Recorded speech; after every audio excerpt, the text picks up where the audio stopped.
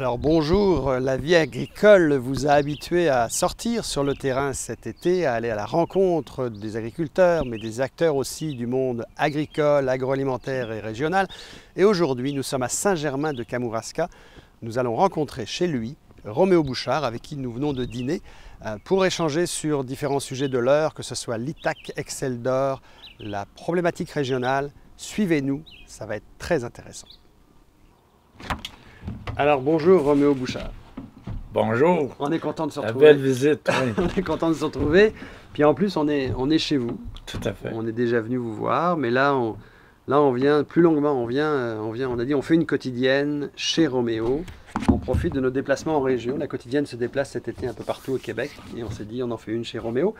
Puis le contexte fait que ces jours-ci, on était dans le coin parce qu'il y a eu plusieurs annonces, notamment du ministre Lamontagne, qui vient de faire une annonce, la fameuse annonce de l'ITAC, qui a fait frémir du monde quand il était question que le siège social soit à Saint-Hyacinthe. Mais là, on s'est fait rassurer par le ministre Lamontagne, comme quoi il y aurait un bon partage, qu'il y aurait la direction des études qui serait à la Pocatière, une directrice générale issue de la diversité, une jeune femme qui va pouvoir gérer de main de maître ces deux campus. Quelle lecture vous avez eue, vous, de cette histoire de l'ITAC? Ben, je pense que du moment qu'on a que le ministère s'est déchargé de la gestion directe de l'ITA pour la confier à une organisation privée, collective, si on veut corporative, mais privée quand même, et qui s'est trouvé du même coup aussi à fusionner les deux campus. Il fallait s'attendre, évidemment, que ce soit Saint-Hyacinthe qui impose un peu le rythme.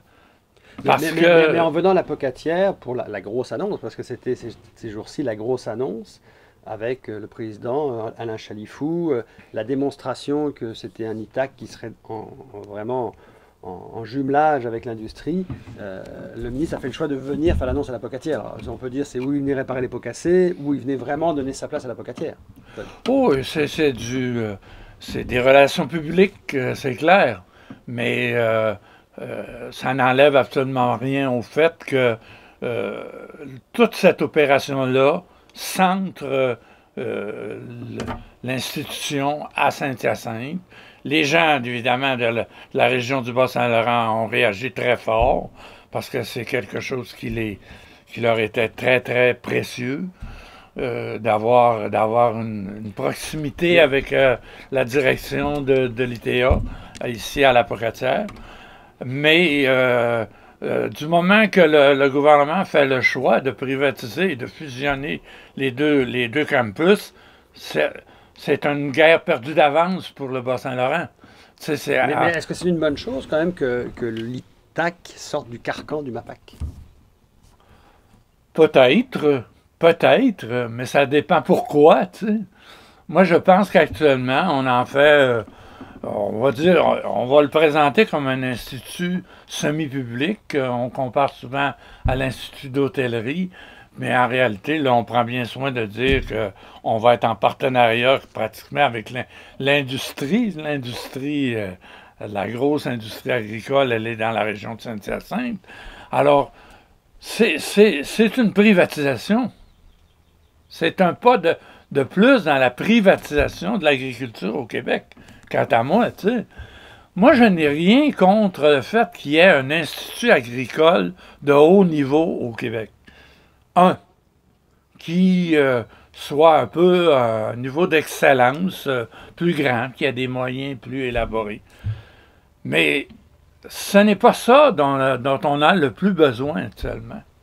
On a besoin, parce qu'on veut reterritorialiser l'agriculture, on veut la redévelopper localement dans les régions, on veut la rendre plus autonome, moins axée sur le libre-échange et tout ça.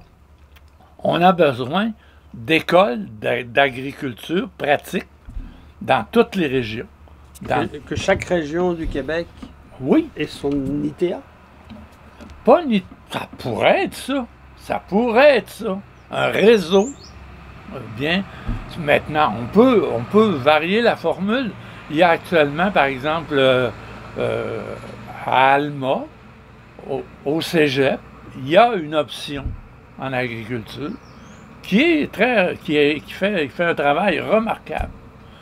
Je vois, par exemple, à Val d'Espoir, en Gaspésie, il y a eu autrefois une école d'agriculture, là, et qui était fermée. Puis, un cégep à Victoriaville aussi qui se démarque beaucoup. Bon, c'est ça. Et là, ils essaient de ressusciter l'école de Val d'Espoir.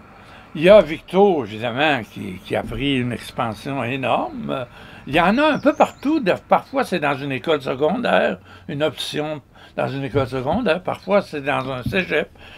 Ça peut prendre différentes formes. Ça pourrait être un réseau d'ITA aussi. L'important, c'est qu'il y a que tous les jeunes qui veulent faire de l'agriculture actuellement locale, puissent apprendre, puissent avoir un centre de référence, d'information. Et ça, personne n'en a parlé. Là, on se bat entre Saint-Hyacinthe et la Pocatière. Mais c'est un combat perdu d'avance, quant à moi. Là. Alors, on parlera des régions tout à l'heure, parce que j'ai ici vos livres les plus récents, Un peuple et décentralisons-nous, un que vous avez écrit seul et l'autre avec André Larocque. Mais avant de venir au livre, vous avez parlé d'industrie tout à l'heure, Roméo. On vient de vivre quelque chose dans le monde de l'industrie agroalimentaire, la crise, la grève chez Exceldor.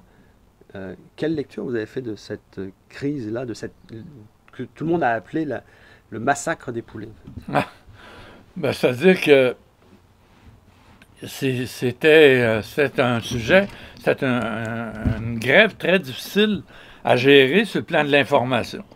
Parce que c'était très facile de faire du sentiment autour des poulets qu'on devait exterminer, alors que des millions de poulets qu'on traite plus ou moins brutalement, il y en a à l'année, puis ça se fait à l'année, puis personne n'en parle.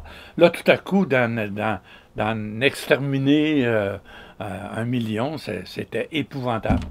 On oubliait toutes les véritables données de ce conflit-là. C'est parce qu'on les exterminait. Qui étaient les propriétaires? On les exterminait pour ne pas les manger, en fait. Parce qu'on abat des poulets en quantité industrielle, effectivement, mais pour nourrir la population. Là, la problématique de ce printemps, c'est qu'on tuait du poulet pour tuer du poulet.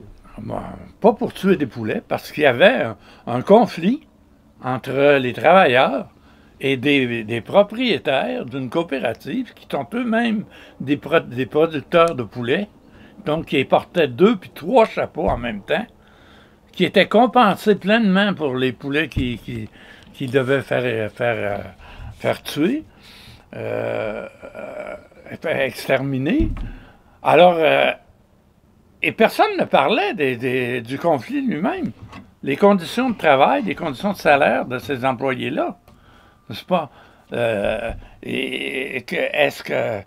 Pourquoi est-ce que des propriétaires d'une coopérative ne peuvent pas, ne donnent pas les conditions qu'il faut à des employés?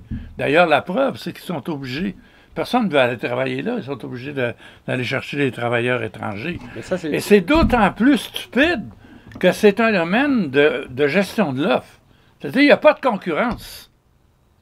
Il n'y a pas de concurrence véritable dans le domaine du poulet. C'est une production contingentée.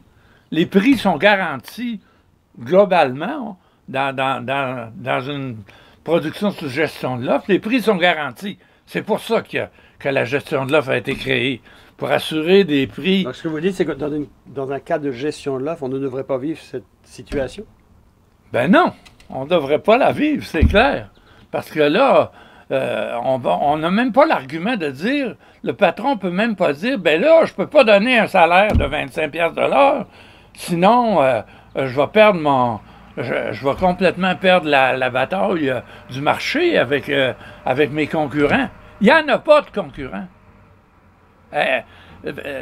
Olimel, c'est pas un concurrent, là.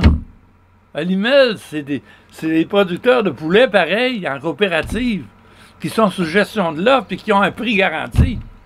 T'sais? Et le poulet, on le donne quasiment Qu'on ne nous dise pas qu'on étouffe le consommateur et que si on augmente le prix le salaire des employés, on va tout faire mourir. On va étouffer les consommateurs. On achète des poulets à 5 piastres le poulet actuellement. C'est le prix d'un café au Starbucks. Dans cette grève, ce qui a été un peu surprenant, c'est de voir qu'il y a eu peu d'interventions de l'Union paysanne. Il y en a eu un peu, on a vu des Facebook passer un peu, ils ont réagi en disant bah, nous on le voulait, des quotas, mais on n'a pas senti une vraie campagne en fait de l'Union paysanne qui disait bah, justement on veut changer la game, puis ce qui était leur combat quand vous étiez là, Benoît Giroir, Maxime Laplante. On dirait que là il n'y a pas eu ce combat on les veut nos quotas. Qu'est-ce qui fait ça en fait que... Bah, c'est pas nouveau, là. On le dit depuis quelques années, l'Union paysanne, son poids, son organisation décline continuellement. Tu sais, c'est des louveteaux actuellement là, sur le terrain. Là. Ils sont absolument pas crédibles. Là. C'est des enfants d'école, là. Tu sais, ça marche pas. Là. Ils interviennent pas. Ils sont pas. Quand ils interviennent, ils n'ont pas de crédibilité. Écoutez, c'est des dossiers. La pandémie a pourtant créé un contexte, puis on le voit, on doit reconnaître quand même qu'on a un ministre de l'Agriculture qui a pris à bras-le-corps le principe de l'autonomie alimentaire, de l'autosuffisance alimentaire. On sera d'accord ou pas d'accord sur ce qu'il a fait ou ce qu'il fera, mais sur le concept de dire on est en pandémie, il faut que le gouvernement m'écoute, il faut que le Premier ministre m'écoute. C'est un des ministres qui le dit actuellement. Ben oui. Donc pourquoi l'Union paysanne n'est pas rentrée dans ce couloir-là en disant écoutez, on a un ministre qui nous comprend? J'ai envie de te dire, joue pas dans le bobo, parce que pour moi, c'est sûr que c'est très malheureux. Je le déplore. D'une certaine façon, c'est une sorte d'échec. C'est une sorte de... Tu sais, ça fait 40 ans que je me bats. Puis l'Union paysanne, ça a été l'outil fondamental pour arriver à ce qu'on puisse intervenir vraiment sur le terrain politique, puis avoir toute cette force politique-là est actuellement anéantie presque. Mais est-ce qu'on ne peut pas dire que jusqu'à une certaine façon, les efforts de Roméo Bouchard, les efforts de Benoît, les efforts de Maxime Laplante, ils sont quand même arrivés un petit peu à terme quand même, parce que vous avez quand même réussi à avoir un ministre qui est allé 2 fois voir l'Union paysanne, qui a un discours en faveur aussi de l'agriculture de proximité. On s'entendra que toutes les actions qu'il fait sont pas forcément mettront pas tout le monde d'accord, mais vous avez un ministre actuellement de l'agriculture qui dit je reconnais ce mouvement-là et je veux les 2 agricultures. Ça déjà, est-ce que c'est pas une victoire de l'Union paysanne? C'est pas ce que voulait l'Union paysanne? Je pense que oui, c'est ce qu'on veut. Ce qu'on veut, c'est que ces mots-là soient efficaces, soient réels. Or, actuellement, c'est un discours purement de relations publiques qui ne s'est pas concrétisé dans aucune réforme importante.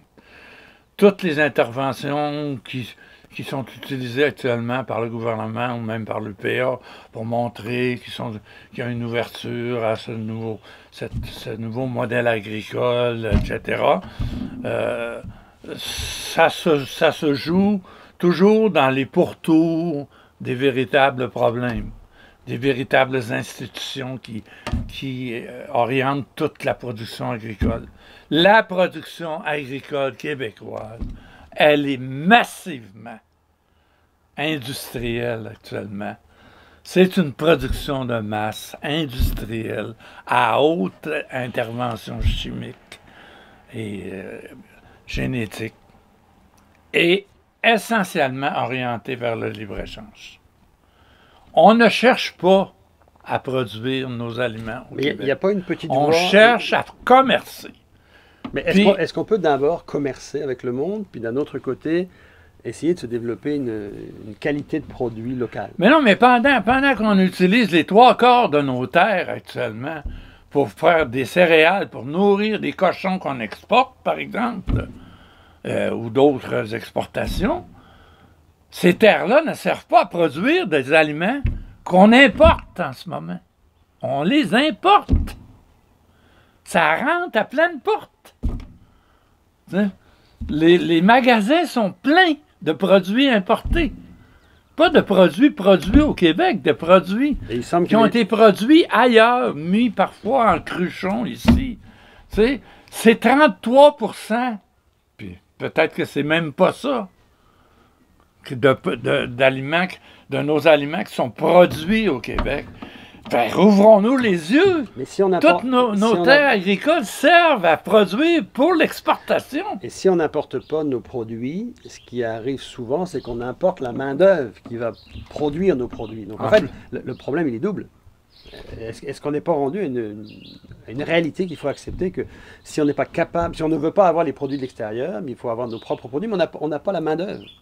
Non, mais le problème de la main-d'œuvre, ça, Maxime Laplante l'a souvent expliqué, puis avec raison. Tu sais, les jeunes fermes qui font un travail nouveau, intelligent, humain, ils n'ont pas de misère à avoir de travailleurs. Même qu'ils en ont presque gratuitement. C'est un côté par ailleurs, qui est problématique, d'après moi. Leur main-d'œuvre est souvent une main-d'œuvre presque bénévole, des woofers, des gens qui ne sont pas payés à plein prix, etc. Parce que ça leur tente de travailler dans ce milieu-là, de produire des légumes intelligemment, en sachant ce qu'on fait, pas rien qu'à manœuvrer des machines puis des ordinateurs. T'sais. Ben, tant qu'on va aller dans la... Puis là, l'UPA de Saint-Cyte fait une propagande énorme pour la robotisation, pour une accélération de la robotisation en agriculture. Mais il n'y a personne qui va vouloir aller travailler là, tu sais, à faire des jobs de... En parallèle de cette robotisation qui semble être une évidence pour les prochaines années en agriculture, il y a aussi un développement qui s'est fait, que ce soit par Jean-Martin Fortier, par Dominique Lamontagne, par Fernand Ouellette. Il y a quand même des gens qui ont développé une lecture d'agriculture de proximité, puis qui semblent avoir une certaine écoute au MAPAC. Là. Une certaine écoute purement stratégique. Il n'y a rien changé. Il n'y a rien changé au niveau des lois sur le monopole agricole, sur le zonage agricole. Il n'y a rien changé. Il n'y a rien changé sur l'ASRA. Il n'y a rien changé sur les quotas, sur la gestion de l'offre. Il n'y a rien. Tout ce qui fait le système sur l'argent qui est mis pour l'exportation, dans les nouveaux plans, de développement de l'agriculture, il y a encore une volonté d'un investissement pour doubler nos exportations. Doubler. Là, Roméo, vous dites qu'il n'y a rien de changé, puis on dirait qu'il n'y a rien qui va changer. Si on vous écoute, parce que vous m'avez dit tout à l'heure, on a dîné ensemble, puis en parlant un peu comme ça, vous me disiez... bon, d'abord, on a un ministre Lamontagne, comme je vous disais tout à l'heure, qui est allé à 2 fois rencontrer l'Union paysanne, qui a un discours quand même d'ouverture depuis 2 ans. Puis vous me disiez pendant le repas que François Legault fait partie des politiciens qui ont un certain ADN québécois, qui comprend, contrairement à d'autres premiers ministres qui sont passés avant, que depuis René Lévesque, il n'y a pas grand monde comme lui qui comprend l'ADN québécois. Donc s'il comprend l'ADN québécois, comment ça se fait qu'il ne comprend pas ça, ce besoin que vous représentez? C'est-à-dire qu'il a... Tu sais, il improvise beaucoup, Legault. Hein, tu sais, c'est pas un intellectuel de longue date. Là. Quand il a dit, on se rend compte avec la pandémie qu'il va falloir devenir plus autonome au point de vue alimentaire, parce que là, si tout à coup les frontières se ferment, on voit bien qu'on pourrait être mal pris. Tu sais. Il a dit une chose énorme qui a déclenché une prise de conscience extrêmement importante dans la population. Et dans ce sens-là, il a fait faire un pas important. Par contre, demandez pas au bureau du premier ministre Legault de faire des changements majeurs dans des lois fondamentales que l'UPA ne veut pas lâcher.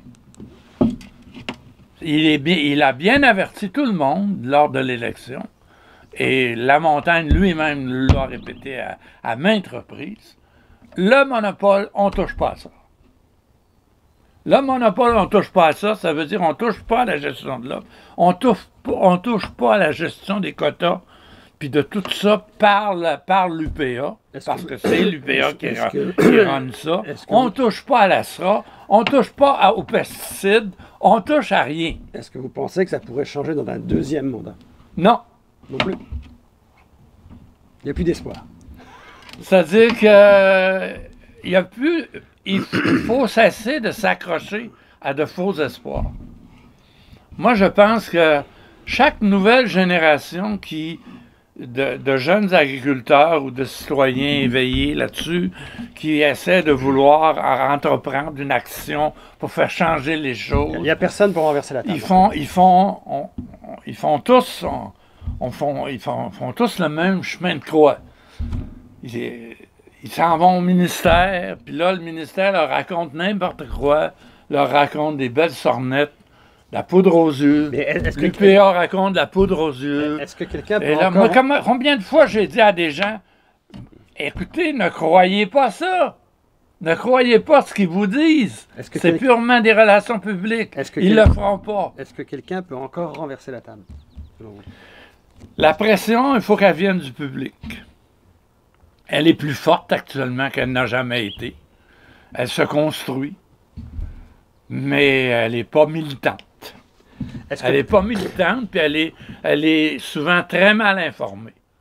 Écoutez les chiffres du ministère lui-même, actuellement. Quel est le pourcentage d'aliments produits en proximité qui sont écoulés sur le marché? 1 à 2 %. Tout ce beau monde là, dont vous faites état, là, puis à qui la montagne chante la poule, chante pouille à toutes les occasions, là, hein, c'est 1,5 % de l'alimentation. Alors, le poids, puis ces gens-là ne sont pas organisés, ne veulent pas s'organiser, ne croient pas à la politique, font leur petit jardin bio, puis leur petit panier, puis pensent qu'ils vont changer l'agriculture du Québec, qu'ils vont changer les milliards d'exportations qu'empochent les intégrateurs porcins, les intégrateurs dans les autres domaines de production. Non, pas en tout. Est-ce que tout ça... Leur poids est zéro. Est-ce que tout ce discours-là doit être pris dans un plus grand ensemble? Puis c'est là que j'en viens à vos 2 livres sortis cette année, Un peuple et décentralisons, parce que dans ces livres-là, que j'ai lus pour un et feuilletés pour l'autre, je comprends que vous avez une perception du pouvoir qui doit venir d'abord en région, revenir à la base, revenir vers le peuple, vers la population, vers les citoyens, pour remonter vers les autorités. C'est comme la pyramide à l'envers. Ouais, c'est ça. Et dans cet esprit-là, est-ce que si vous arriviez à convaincre la population du Québec de passer par ces voies politiques, vous pensez que vous changeriez aussi la situation dans la ruralité et dans l'agriculture?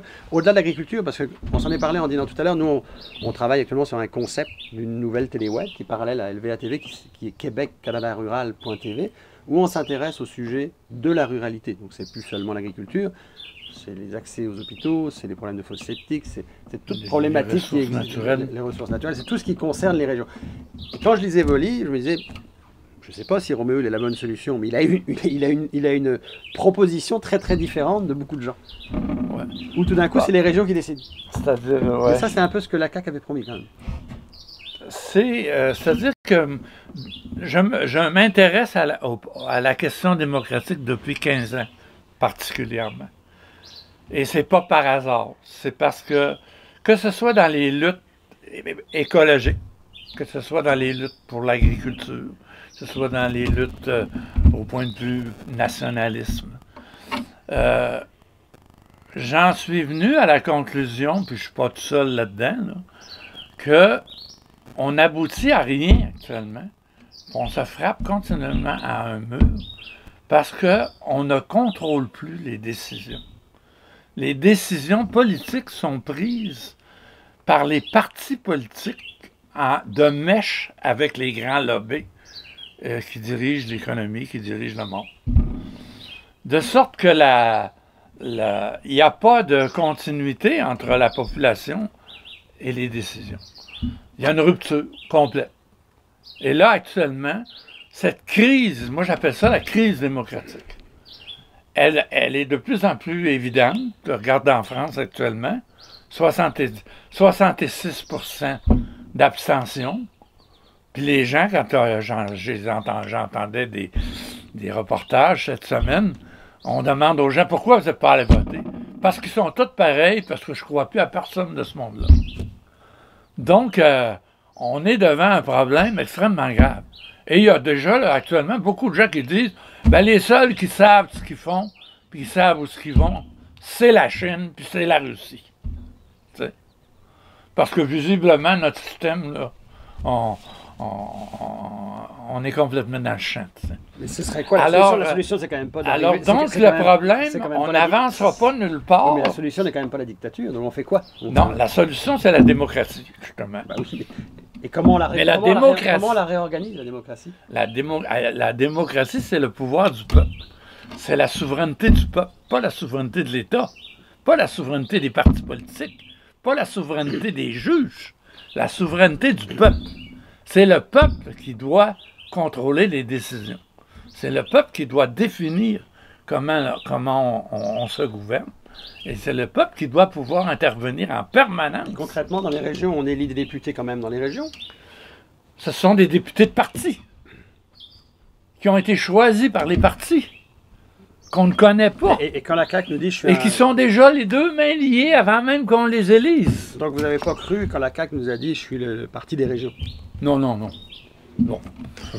C'est-à-dire que... Ça veut dire qu'il faudrait élire des députés qui ne sont pas attachés des partis? Là, comme ils ont été élus, ils ont eu un programme qui a eu plus d'écho dans les régions qu'à Montréal.